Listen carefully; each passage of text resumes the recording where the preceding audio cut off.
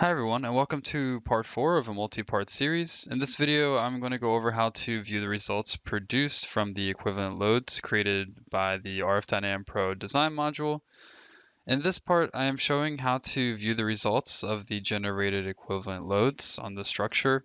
If you missed parts 1 through 3, I recommend going back and watching these because the steps in those videos are required for running a response spectrum analysis and thus running the calculation in this video according to the generated equivalent loads.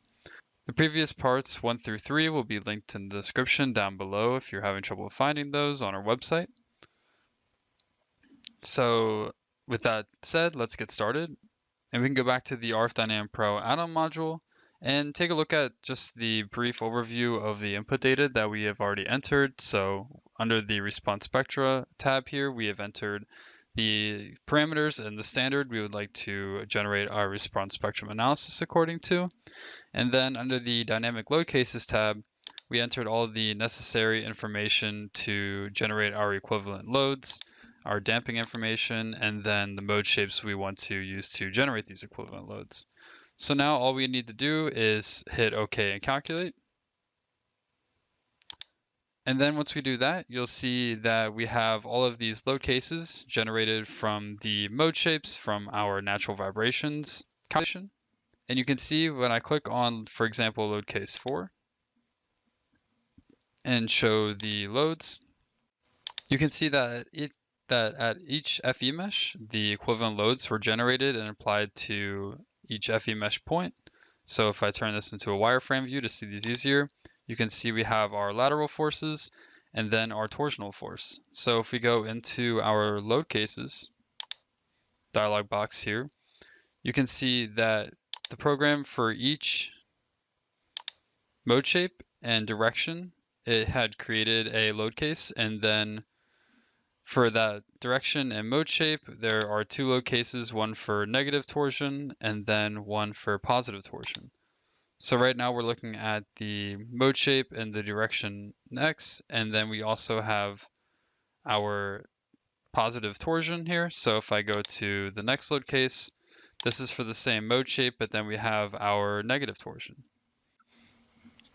So again, you can see we have about 74 of these load cases, and then we have also our result combination. So the program has used the CQC rule to combine all of these load cases into this result envelope or these result combinations. So we have one for the X direction and one for the Y direction. And then we also have both our 130 rule result combinations. So the next thing you want to do once you see that you have all your equivalent loads generated is run your calculation in RFEM. So you can either just select whatever load case you want to look at or select the result combination. You're probably more interested in the 130 rule, so we could select this one. And then you can hit calculate or show results or hit the calculate all button to run each load case and result combination. So then once your calculation has run, you should see results. So for example, for our 130 rule, we can see our maximum minimum deformations right now. And something I want to show you that you can double check is if we look at the deformations, for example, of our load case 4 for mode shape 1. I'll turn off my loads here, and you should see that the deformations for this mode shape should resemble the mode shape in the table 5.7 effective mass factor. So if we go to that table right now, we can go to table 5 and specifically table 5.7 effective modal mass factors. And if we look at the first mode shape here, you can see that the mode shape looks just like or exactly like the deformations for the results of our LC4 here. So now that we have our result combinations, we want to create a new result combination to combine our gravity loads, so our dead load, live load, and snow load, with our seismic loads, which would be our result combination 4 and 5 here with our 130 rule. And we do this so we can use the result combination for design purposes. So the first thing we would want to do is go to the edit load cases and combinations dialog box. And then we can go to result combination. And we can just simply create a new result combination.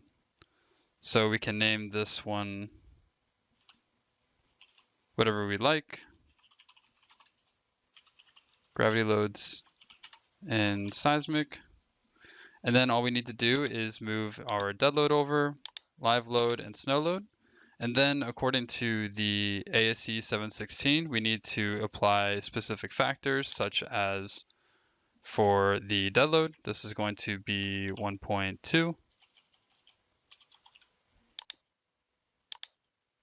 Our live load is going to have a factor of 1, and then our snow load is going to have a factor of 0.2. Then all we need to do is move over our 130 rule result combinations. And we want to do this with the OR option here. And the reason we're doing this with the OR option is so then the program will choose between these two result combinations and will choose the worst case scenario and apply that result combination. The program to choose between these two with the worst results and pick the worst case scenario and apply this to our gravity loads. So now all we need to do is hit OK. And then we have our new result combination 6 here, and we can run the results for this.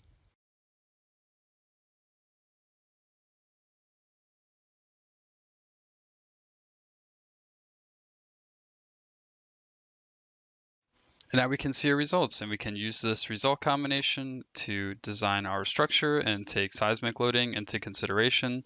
So we can view our global deformations, the internal forces on our members, and then also our surface results as well. So our basic internal forces for our surface, and then some support reactions as well.